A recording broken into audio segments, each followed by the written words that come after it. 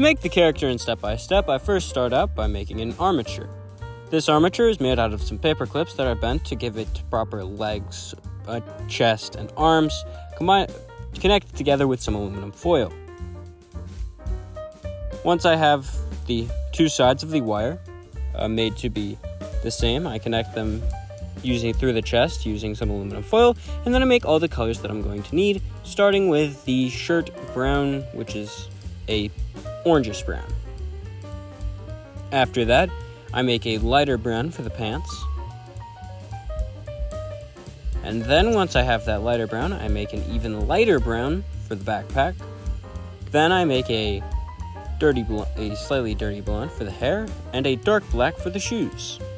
Once I have these 5 colors, I still need the skin color, but once I have all of those colors, I get a first layer of the shirt color onto the chest in order to give it some structure, and then I position the armature so that it is in the proper pose. Once it is in the proper pose, I cut the arms to the correct size and put the pants color on the legs, where the pants should be.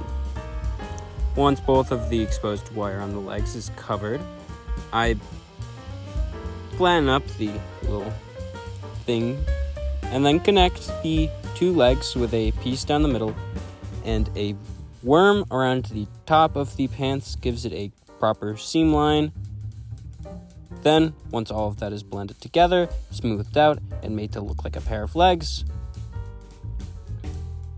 I can start to bulk up some areas, like the midsection of the bottom. And then, once all of this is blended together, I can make all of the different seam lines on the pants. This includes one for everywhere where a seam line would be, mostly on the sides of the legs, but also one down the middle of the pants.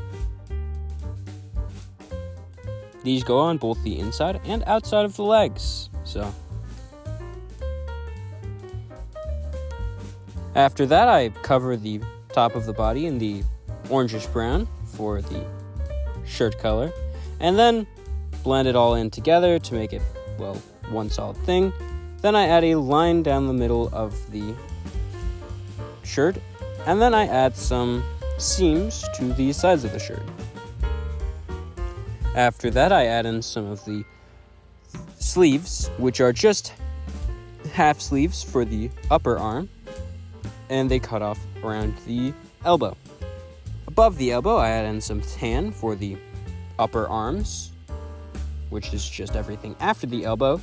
And then I start to make some hands. For the hands, I pinch out a thumb and then cut in spots for each of the fingers. This is something that I do for both of the hands.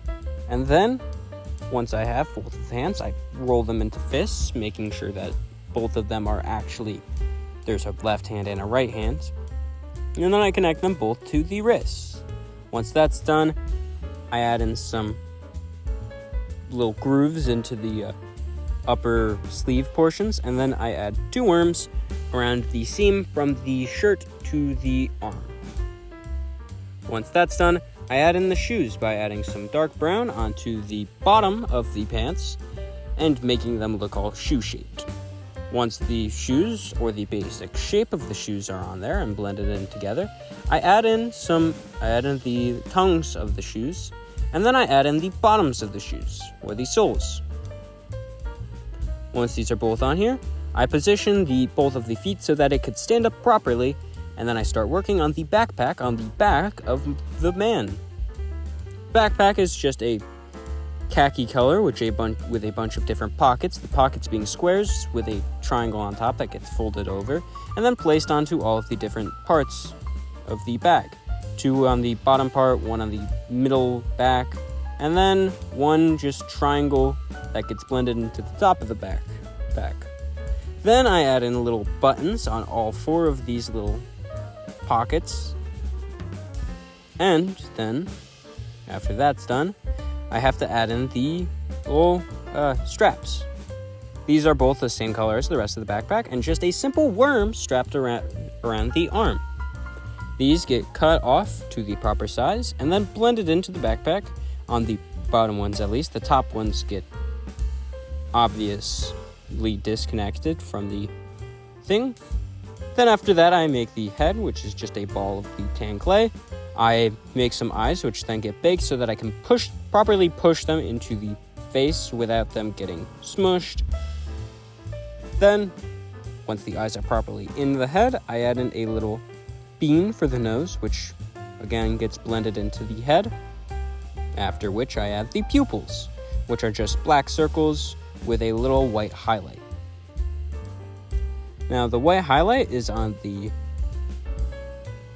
right side of the eye, but I did kind of mess that up, so I did fix it, though. After that, I add in the dirty blonde hair, which is just on the top of the head, making sure that I don't add the hair to the front because that will be covered by a hat and not quite visible.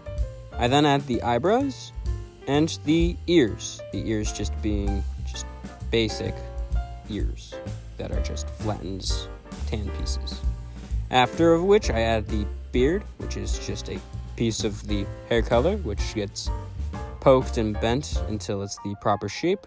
And I carve the mouth directly into the beard because it would have been covered if I carved it into the normal face. After that, I make the hat by having a cylinder of clay, pinching out the sides to make it a fedora type thing, and then indenting the middle of the hat to have it be different sides on the two opposite sides of the hat.